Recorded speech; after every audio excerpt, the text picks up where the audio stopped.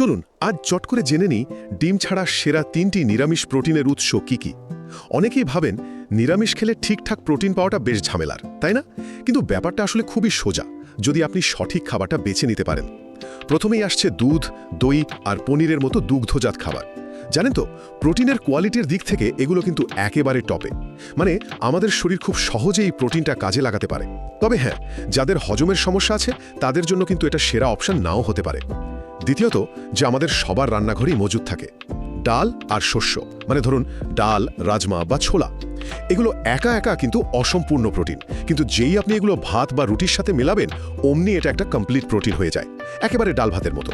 কিন্তু এর একটা ছোট্ট সমস্যাও আছে, প্রোটিনের সাথে সাথে অনেকটা কার্বোহাইড্রেটও কিন্তু চলে আসে। আর সবশেষে, যদি আপনার হাতে সময় একদমই না থাকে তাহলে তো আধুনিক সমাধান আছেই, ওয়ে বা প্ল্যান্ট প্রোটিন পাউডার। এটা সাংঘাতিক সুবিধাজনক, খুব সহজে হজম হয়ে যায়। আর ভাবুন তো, এক সার্ভিংয়ে মাত্র 100 ক্যালোরিতেই প্রায় 24 গ্রাম প্রোটিন পেয়ে যাচ্ছেন।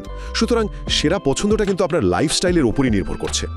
খাঁটি পুষ্টির জন্য দুগ্ধজাত খাবার, সাশ্রয়ী বিকল্প চাইলে ডাল, শস্য, আর ব্যস্ত জীবনে চটজলদি সমাধানের জন্য প্রোটিন পাউডার।